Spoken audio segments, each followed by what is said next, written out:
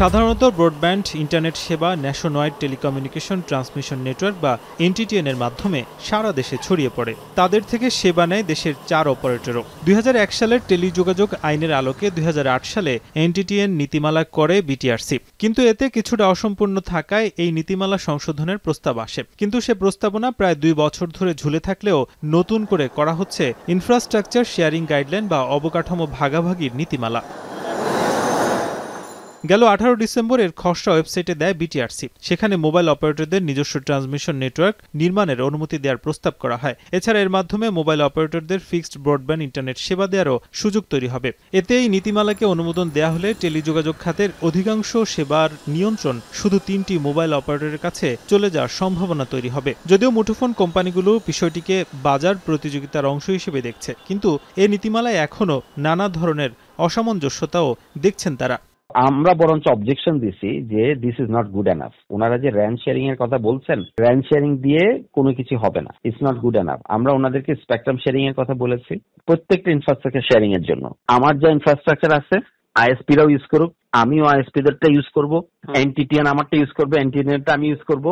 This is how we can actually bring efficiency এবং this is how we can reduce আপনার এই বিদেশি import.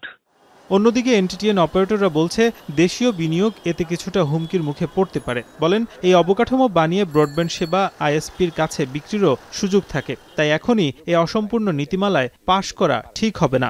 এই জায়গাগুলোতে কোনো কোনো জায়গায় একটু অস্পষ্টতা আছে, আসলে এটাকে অন্য লাইসেন্সে কনফ্লিক্ট করছে কিনা, সেই জায়গাগুলো যদি একটু ক্লিয়ার করে পরিষ্কার করে স্পেলড আউট করা হয়, এবং যেহেতু অনেক লাইসেন্সই আমাদের দেশের প্রত্যেকে একটা নির্দিষ্ট ব্যান্ডে কাজ করে, সেই জায়গাগুলোতে ক্লারিটিটা থাকলে এই জায়গাগুলোতে গ্যাপটা কম, মানে কোনো পরবর্তী কনফ্লিক্ট অফ ইন্টারেস্ট বা কনফিউশনের জায়গাগুলো তৈরি হতো না। বিটিআরসি যদি প্রুডেন্টলি তার রেগুলেটরি রোলটা প্লে করে এবং সে যদি প্রত্যেকটা সেক্টরের স্বার্থগুলোকে সে দেখে সিদ্ধান্ত নেয়, তাহলে আমার কাছে মনে হয় না কোনো সমস্যার জায়গা আছে।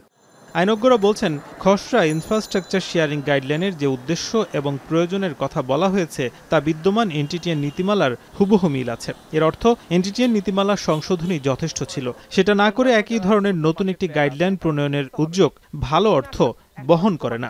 এনটিটিএনদের সংক্রান্ত কিন্তু একটি নীতিমালা আছে, যেটা দেখা যাচ্ছে যে দুটোর মধ্যে প্রায় সিমিলারিটি আছে অথবা কাছাকাছি ধরনের। প্রশ্ন হচ্ছে ইতিমধ্যে বিদ্যমান একটি এনটিটিএন গাইডলাইন থাকা সত্ত্বেও নতুন একটি খসড়া ইনফ্রাস্ট্রাকচার শেয়ারিং নীতিমালা কেন প্রয়োজন হচ্ছে সেটি সঠিক বোধগম্য না। বিদ্যমান যেই এনটিটিএন নীতিমালাটা আছে সেটাতে কী ধরনের ঘাটতি ছিল এবং সেটাকে অ্যাড্রেস করে সেটাকে যদি আমরা নতুনভাবে সাজানোর চেষ্টা করতাম, সেটা হয়তো অধিকতর যুক্তিযুক্ত হতে পারত।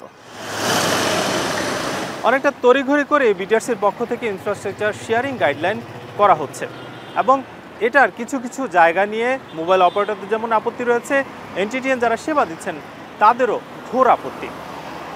এবং বিশ্লেষকরা বলছেন যদি উভয় পক্ষের সঙ্গে আলোচনার ভিত্তিতে একটি সহজ সমাধান করা যায়, তাতে এই গাইডলাইনটি আরও বেশি নিরাপত্তা নিশ্চিত করবে। নাজমুস সাকিব, এখন, ঢাকা। সানবিট সব দিবে সামাল। সানবিট ম্যাজিক প্রেস ডিশওয়াশিং এর মাথা ঘোরানো সলিউশন।